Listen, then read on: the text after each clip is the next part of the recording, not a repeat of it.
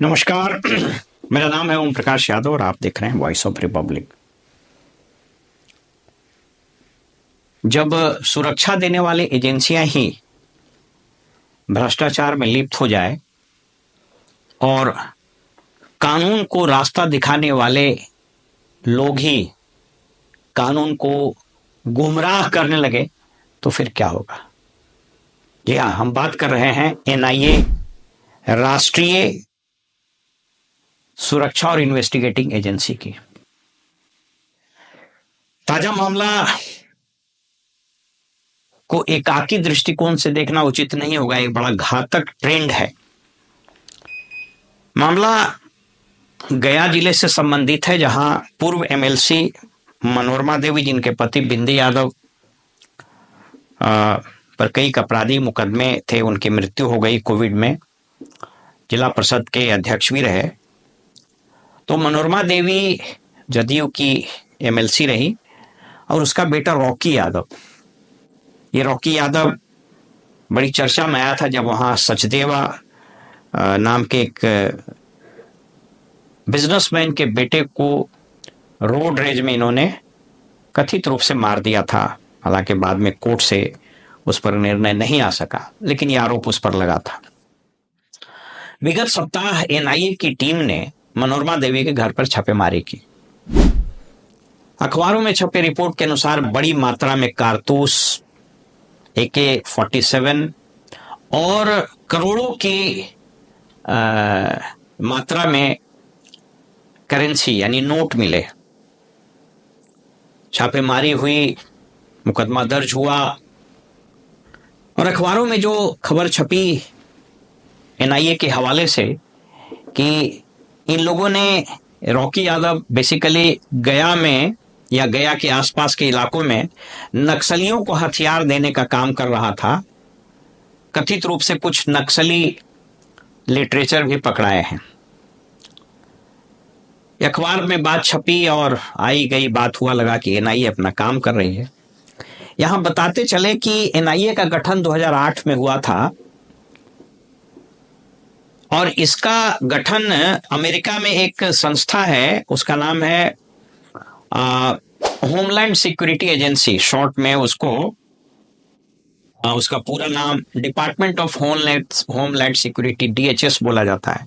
इसका गठन 2003 में हुआ था। आपको याद होगा 9/11 की जब घटना हुई थी, तो चूंकि अमेरिका एक रिपब्लिक है, वहां पर अलग अलग स्टेट्स, 50 से ज्यादा स्टेट्स है, तो सबका अपना अपना अलग एजेंसीज है।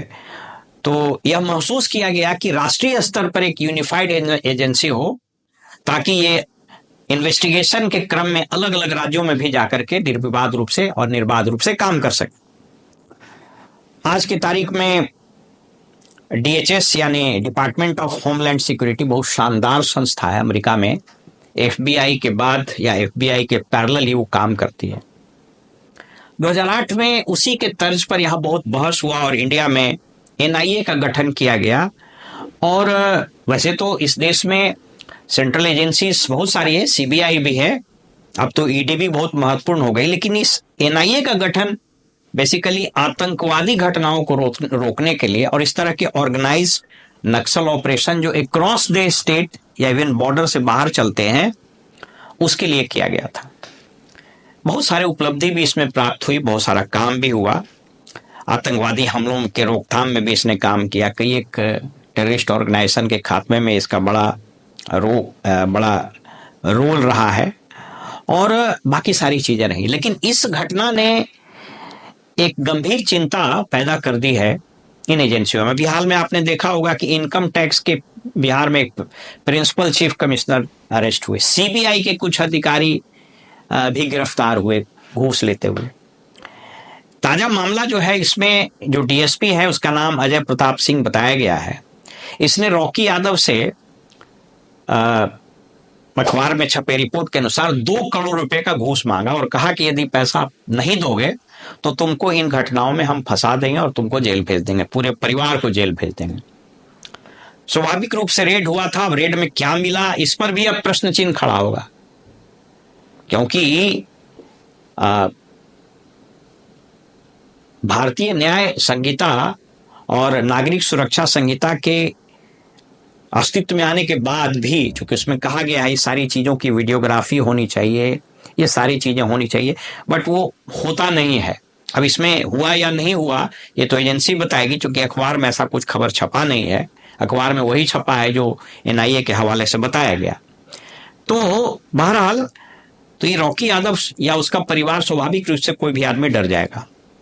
और इसने इस रुपए की मांग के लिए बड़ी सातिराना अंदाज चला और इसने कोड वर्ड दिया बालू का पैसा। और इसने यूपी में अपने रिश्तेदारों को, साले वगैरह का नाम उसका आ रहा है, यूपी से गाड़ी लेकर के लोग आया और बॉर्डर पर पैसे की डिलीवरी, पहला खेप शायद 25 लाख रुपया ले भी लिया। लेकिन रॉकी यादव ने एक बड़ा अच्छा काम किया। इसने जो व्हाट्सएप पर कॉल हुआ तो स्क्रीन रिकॉर्डिंग की फैसिलिटी होती है, मतलब आप उसको कर सकते हैं। पहले होता था कि व्हाट्सएप का रिकॉर्डिंग नहीं हो पाता था या उसको वो सर्वेलेंस पर नहीं आता था, लेकिन जो कॉल अगर होता है तो व्हाट्सएप पर आजकल एंड्रॉयड फ़ोन में वो सुविधा है कि वो स्क्रीन की पूरी रिकॉर्डिंग हो जाएगी। तो उसने पूरी स्क्रीन की रिकॉर्डिंग कर ली और इसने सीबीआई को सूचित किया। सारा नंबर उपलब्ध रहता है। लड़का मतलब अपेक्षाकृत बहुत होशियार निकला।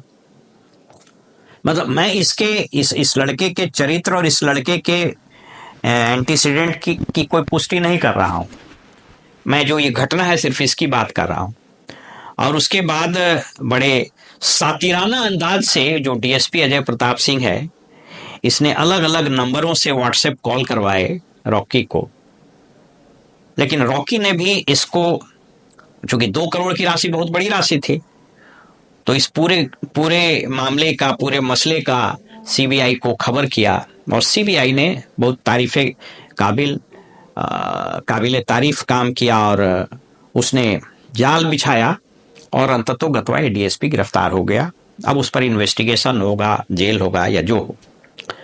3 महत्वपूर्ण बातें हैं जो इस घटना से उठनी चाहिए। पहला,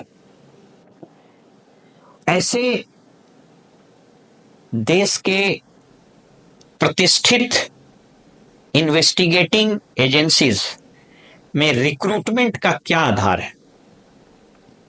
ईडी पर भी आरोप लगते रहे हैं और अगर आरोप लग रहा है तो कोई गलत नहीं है। आज तक अरविंद केजरीवाल पर चार्जशीट नहीं सबमिट हो सका, ट्रायल शुरू नहीं हो सका, ताबड़तोड़ छापेमारी होती है, गिरफ्तार भी लोग कर लिए जाते हैं। और आपको पता है कि prevention of money laundering act में सेक्शन 45 इतना स्ट्रिंजेंट प्रोविजन है कि जल्दी बेल नहीं मिलता है। तो पहला प्रश्न यही है कि जो देश की ये प्रतिष्ठित एजेंसियां हैं, चाहे वो सीबीआई हो, चाहे वो ईडी हो, इनकम टैक्स हो, एनआईए हो, इसमें भर्ती के प्रक्रिया पर पुनर्विचार करने की आवश्यकता है। जैसे एनएससी वगैरह होता है ना, उसमें जो एकदम इम्पेकेबल कैरेक्टर का और बहुत ही जिसका स्ट्रिंजेंट टेस्ट से, मार्कोस जो एक कमांडो दस्ता है भारतीय सेना का, नौसेना का, उसमें इतने स्ट्रिंजेंट टेस्ट किए जाते हैं तब उसको लिया जाता है। तो क्या ऐसी कोई प्रक्रिया अपनाई जाती है या यहां भी पैरवी पैगाम बिना एंटीसीडेंट चेक किए हुए? आजकल तो इतने सारे डिवाइस, इतने सारे टेक्नोलॉजी है कि आप पता लगा सकते हैं। पहला प्रश्न ये है। दूसरा, कि क्या इन प्रतिष्ठित एजेंसियों में भी सरकार की अन्य एजेंसियों की तरह दीमक, भ्रष्टाचार का दीमक घून की तरह लग गया और उसको खा रहा है?